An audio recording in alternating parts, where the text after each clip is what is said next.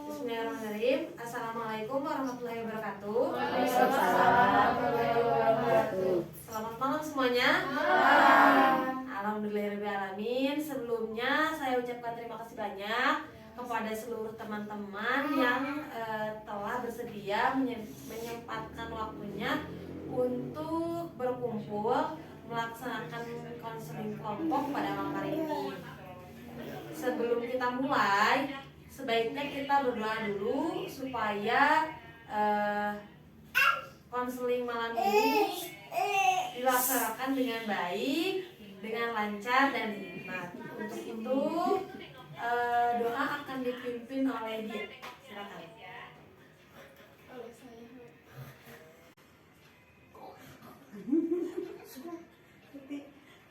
Berdoa sesuai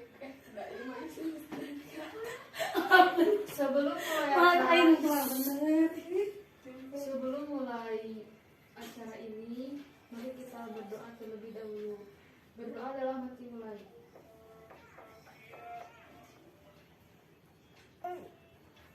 Berdoa selesai.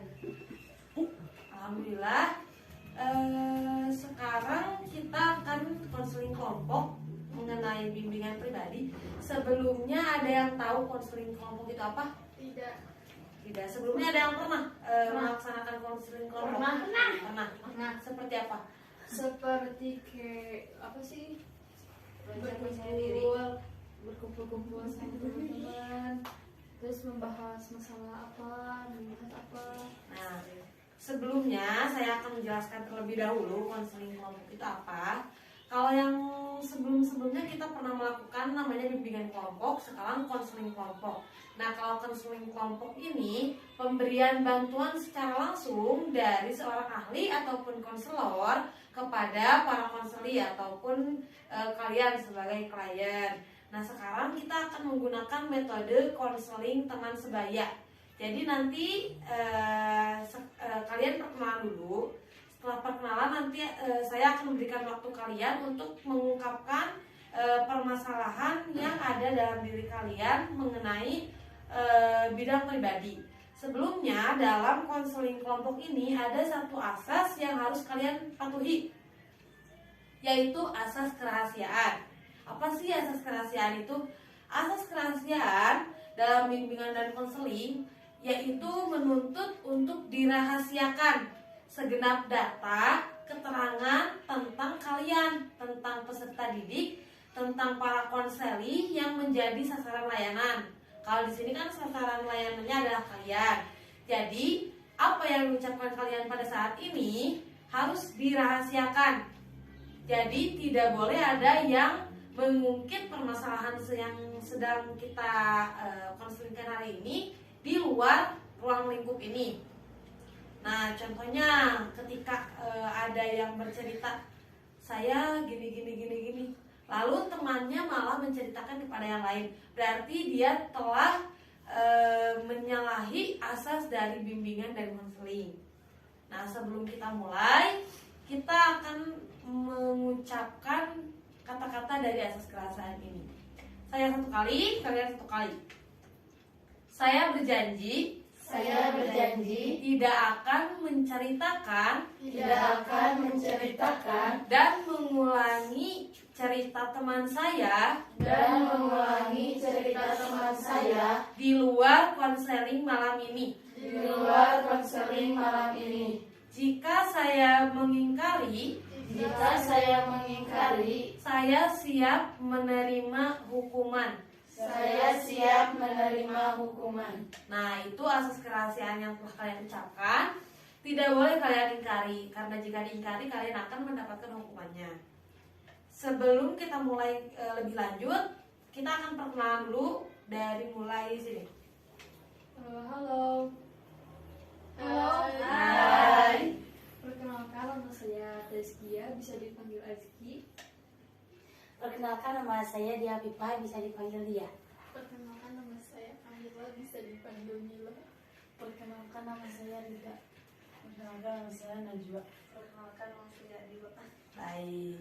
Di sini ada Tazki, ada Dia, ada Mila, ada Rida, Najwa, dan Adila. Di sini kita akan membahas beberapa masalah yang kalian pokoknya satu masalah yang kalian bingung ini tuh kayak gimana. Nah, sekarang kalian boleh ceritakan, boleh ungkapkan. Kalian jangan takut karena teman-teman kalian yang di sini sudah mengungkapkan, sudah mengemukakan asas dari kerahasiaan. Jadi kalian bisa menceritakannya dengan tenang. Mau dimulai dari siapa? Iya. Enggak, mungkin Pak. Aski. Tazki aja. Tazki. Jadi masalah saya adalah bagaimana cara mengatur waktu dengan baik sehingga pekerjaan yang harus dikerjakan dapat selesai secara tepat. Tepat waktu. Jadi lebih kepada Tazki itu tidak bisa mengatur waktu ya. Iya. Mau langsung ditanggapi atau mau gimana? Langsung aja. Jadi permasalahannya di sini Tazki tidak bisa mengontrol dirinya, tidak bisa mengatur waktu, begitu ya? Iya. Jadi banyak pekerjaan yang tertunda dan akhirnya tidak terselesaikan pada waktunya. Nih, menurut teman-teman harusnya Tazki seperti apa? Jangan bermalas-malasan. Jangan bermalas-malasan. Apalagi membuat jadwal. Apalagi melakukan aktivitas yang seharusnya dilakukan pada hari itu. apalagi dari Rida? Dari Najwa? Tidak membuang-buang waktu. Tidak membuang-buang waktu. Yuk, dari Rida apa?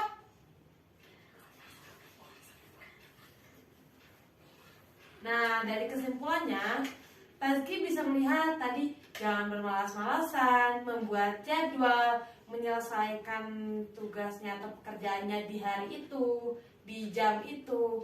Nah, gimana nih Tazki? Apakah ada, oh ya kayaknya saya harus kayak gini? Ada nggak? Ada bayangan-bayangan? Ada, paling saya membuat jadwal bagaimana sih pekerjaan yang harus dilakukan tuh secara teratur. Boleh diceritakan sedikit hal yang membuat Tazki itu tertunda. Oh, ternyata pekerjaan ini harusnya selesai hari ini tapi belum dikerjakan keesokan harinya. Misalnya kayak tugas sekolah. Tugas sekolah apalagi? Apa sih itu? Menulis. Enggak, bukan itu. HP. Mencuci. Ya, seperti Kerjaan rumah lainnya ya. Jadi Tazki itu banyak ketertundaan terutamanya di bagian tugas sekolah ya. Iya. Karena tidak bisa mengatur waktu dengan kegiatan-kegiatan sekarang di rumah karena masih online apa sudah masih, online? cuman kan HP saya tuh kan rusak. Oh iya. Rusak, jadi nggak bisa. Jadi tugas itu tertunda dulu. Oh iya. Masalah pertama yang Baik, terima kasih Tazki. Yang pertama dari Tazki tadi permasalahannya adalah mengatur waktu. Selanjutnya dari siapa? Dari dia. Oh, dari Dila. Adila.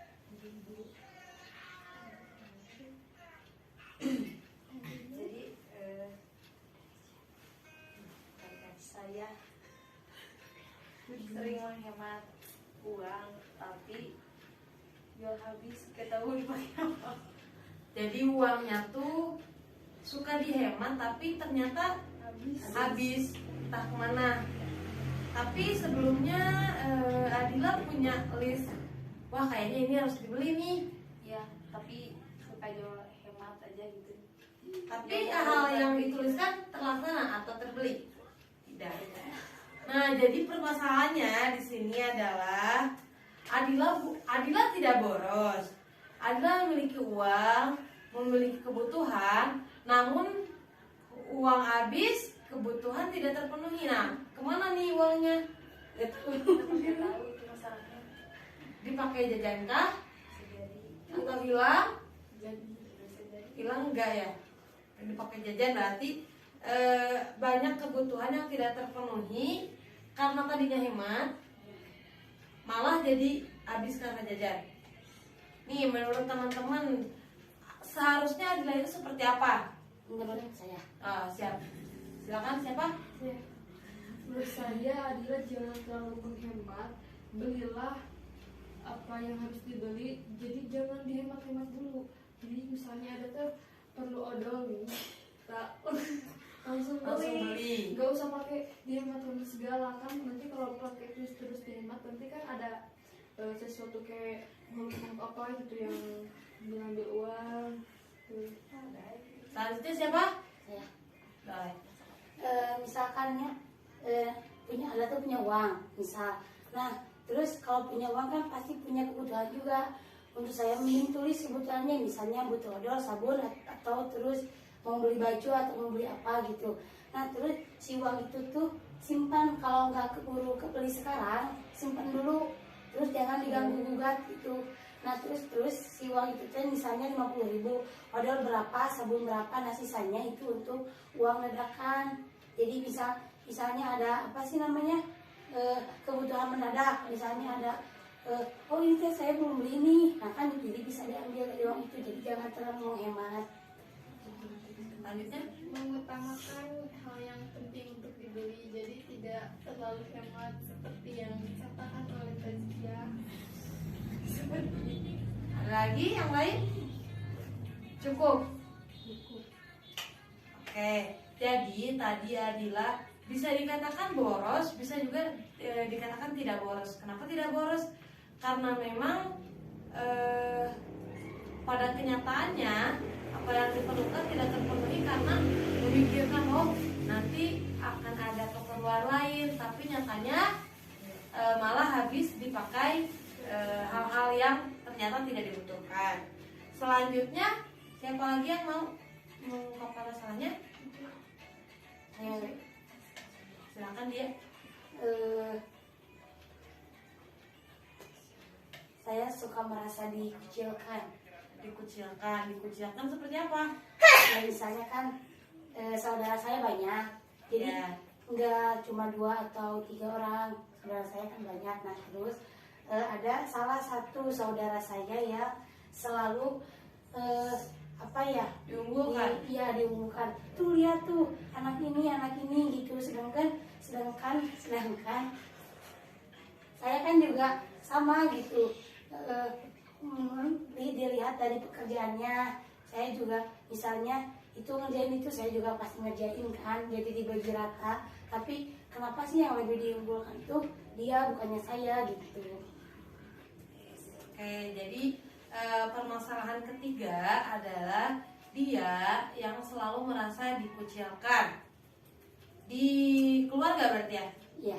Di keluarga saudaranya banyak, namun orang tua kadang mengunggulkan satu anak. Nih, menurut kalian dia itu harus seperti apa? Yuk, siapa dulu? Jangan terlalu baper. Mungkin ibunya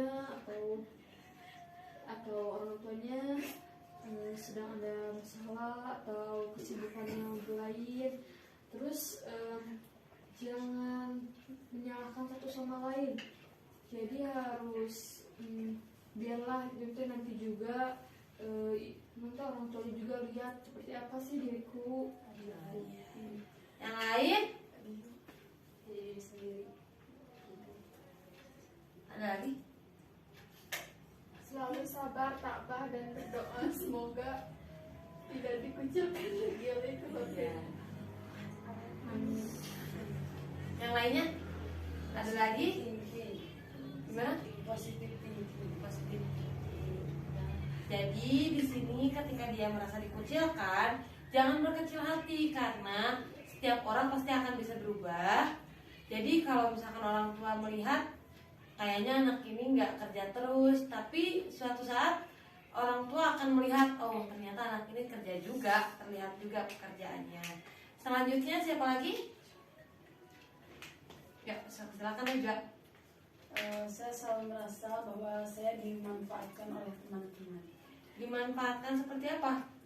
Seperti misalnya saya sudah menyelesaikan pekerjaan rumah, terus mereka meminta Ya. Lalu teman-teman minta buat nyetek gitu. ya. Jadi permasalahannya Najwa di sini merasa dimanfaatkan oleh teman-temannya. ketika Najwa telah menyelesaikan pekerjaan rumah ataupun PR atau tugas, teman-temannya selalu meminta untuk mencontek, tapi ketika tidak mencontek, tidak diberi, apakah mereka mengucilkan atau mengasingkan Najwa? Sedikit mengasingkan. Nih, bagaimana menurut teman-teman? Najwa seharusnya seperti apa? Lebih tegas. Tegas. Apalagi? Menurut saya Najwa jangan terpengaruh oleh teman-teman. Nyontek dong, nyontek. Harusnya jangan, biarkan aja. Jadi Najwa tuh merasa gak apa-apa lah sendiri juga. Yang penting kan tidak mengasih contekannya. Selanjutnya? Jangan diberi contekan. Sama. Jangan Karena kan- diberi contekan. Karena kan banyak guru yang mandangnya gini, misalnya kan sama Najwa diberi contekan.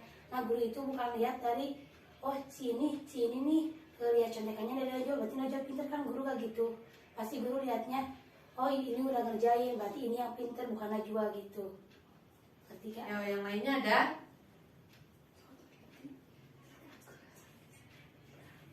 Oke, dirasa cukup. Najwa merasa dimanfaatkan nih. Najwa, apakah dengan jawaban mereka Najwa sudah merasa cukup atau kayaknya kurang apa gitu?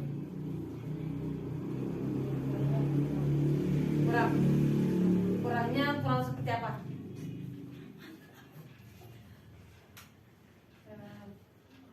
Saya rasa bahwa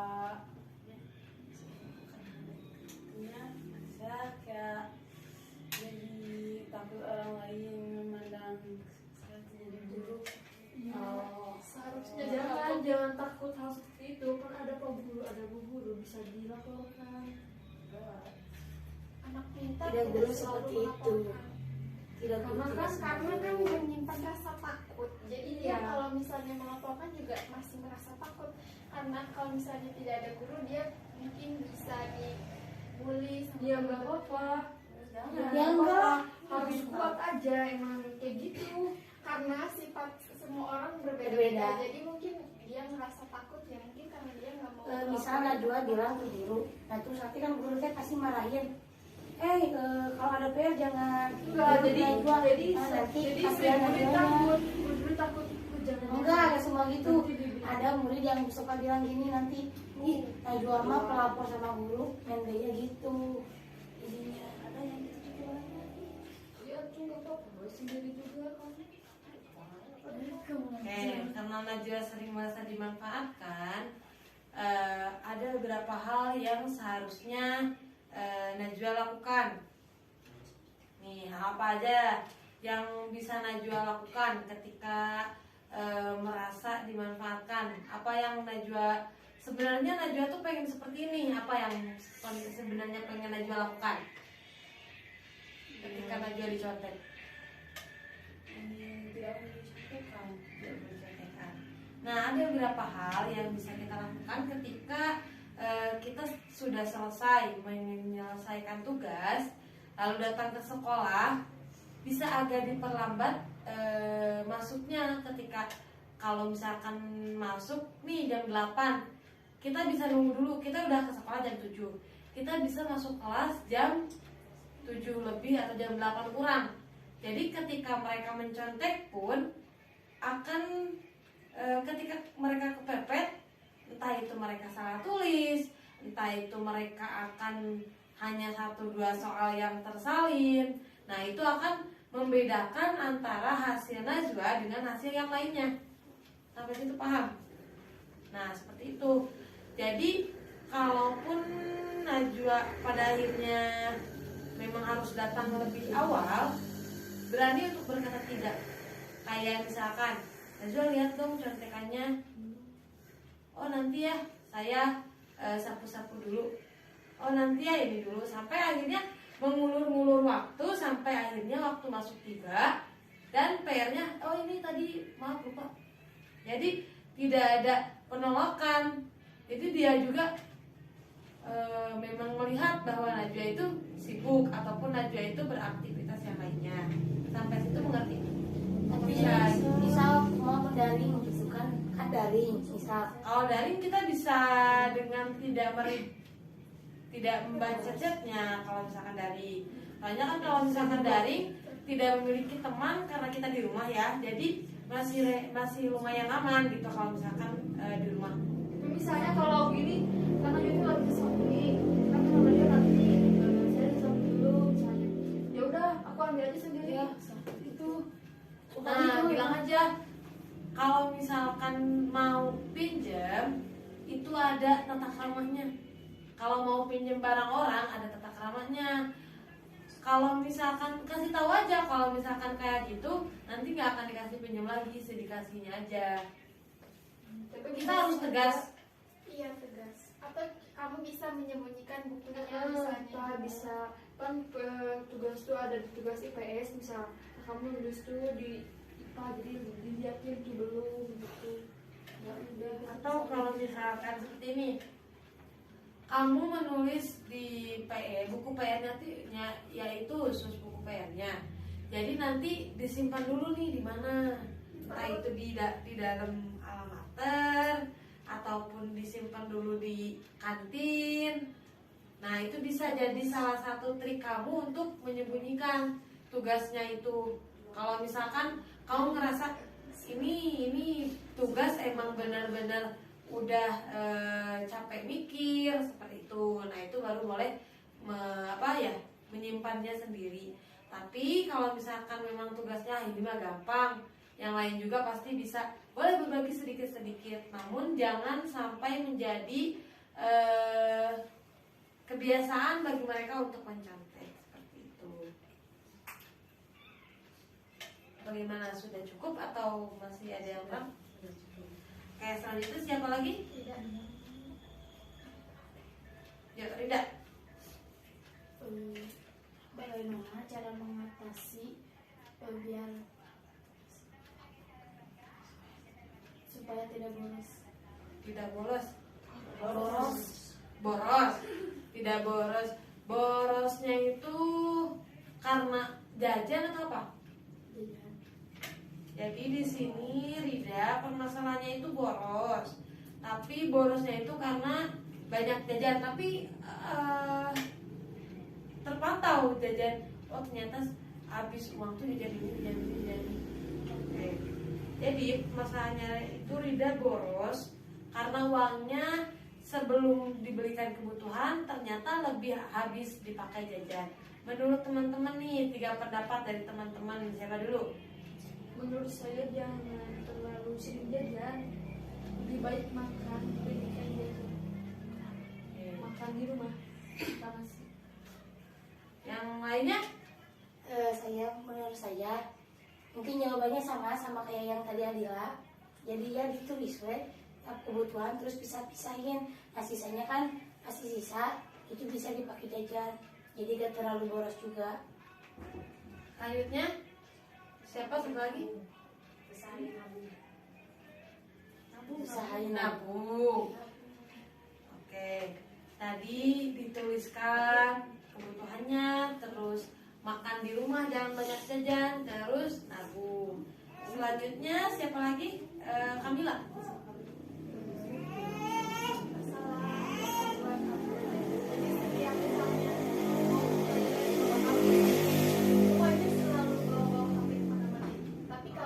Permasalahannya sering membawa HP. Nah, apakah hal tersebut mengganggu keseharian? Mengganggu seperti apa? Seperti misalnya kan kalau mau ke kamar mandi jadi nggak fokus. Kan lagi BAB terus bawa HP.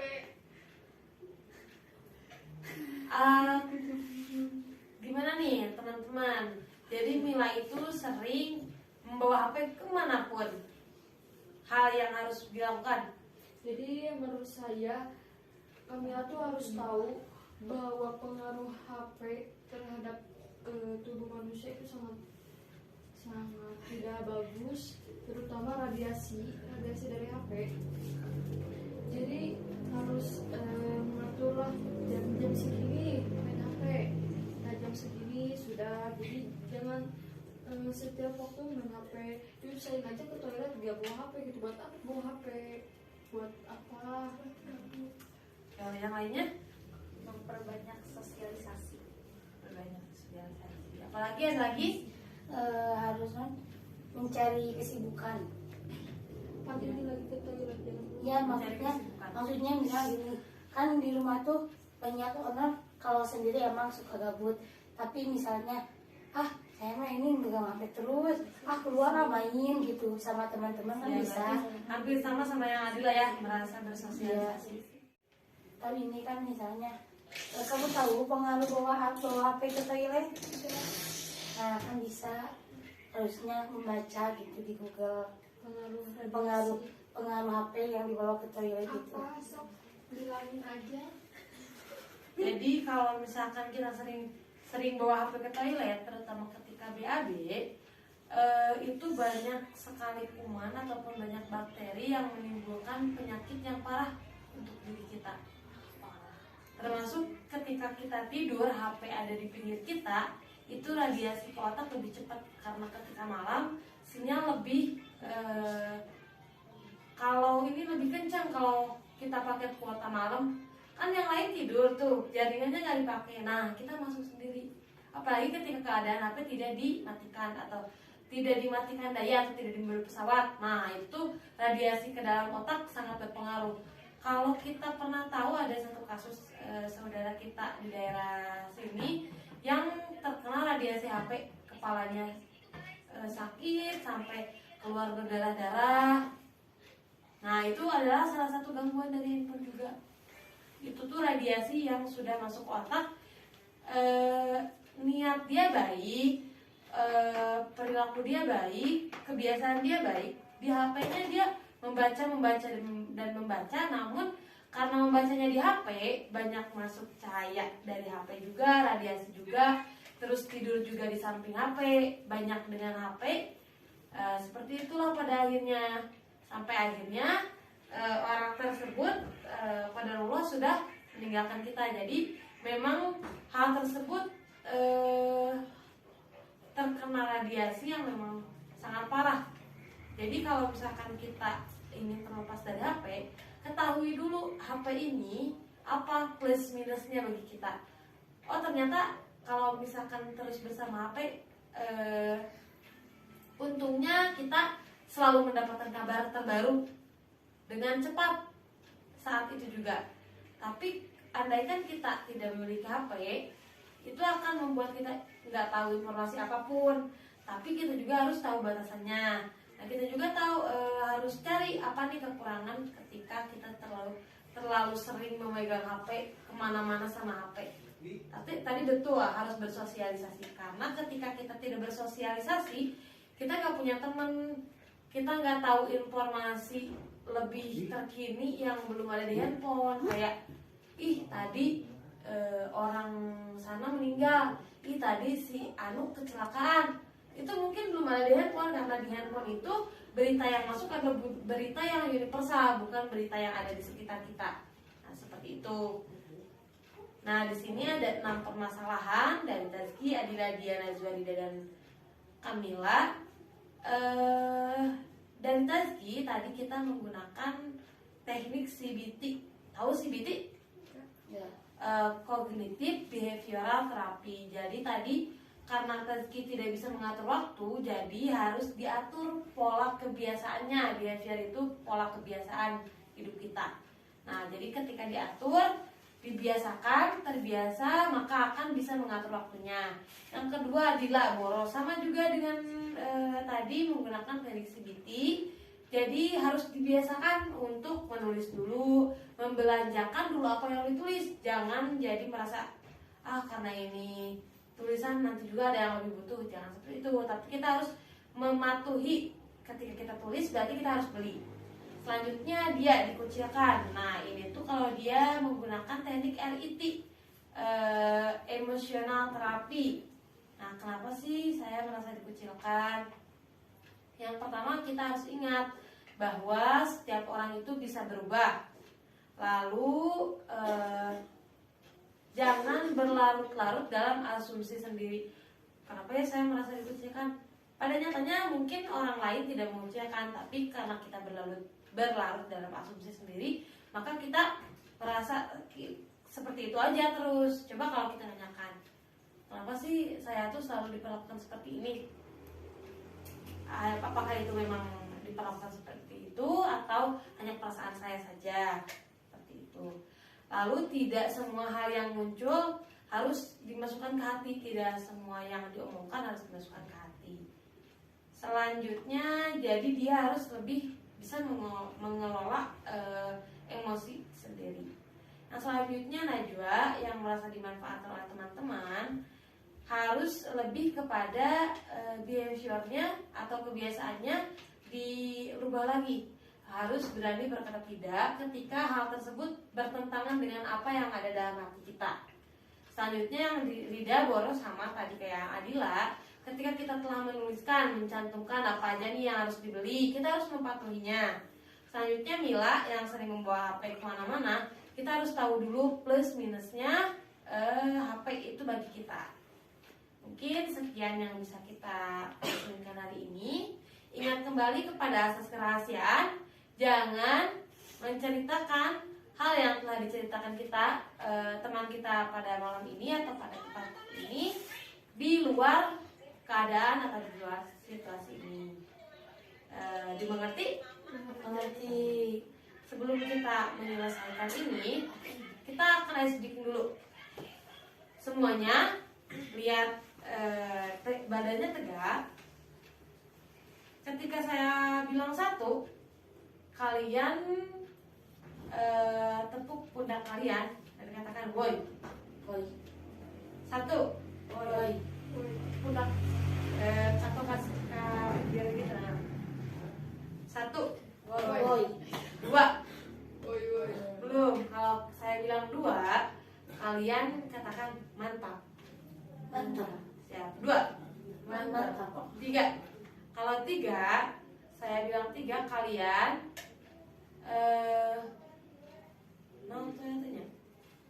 colek. Kalian colek dagu teman kalian. Bilang ya.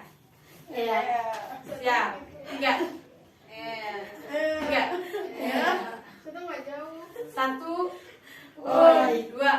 Mantap. 3. 1, 2, 3. Woi, mantap. Tepuk tangan. Sekian concern kita malam hari ini. Terima kasih untuk kehadirannya. Terima kasih untuk kesediaan kalian untuk mengungkapkan apa yang ada dalam hati kalian. Sekian yang dapat saya sampaikan. Semoga ini bisa membantu kalian dalam menghadapi masalah-masalah pribadi yang telah kalian ungkapkan. Ditutup dengan hamdalah bersama-sama. Alhamdulillahirabbil alamin. Wabillahi taufiq wal hidayah. Wassalamualaikum warahmatullahi wabarakatuh. Waalaikumsalam warahmatullahi wabarakatuh.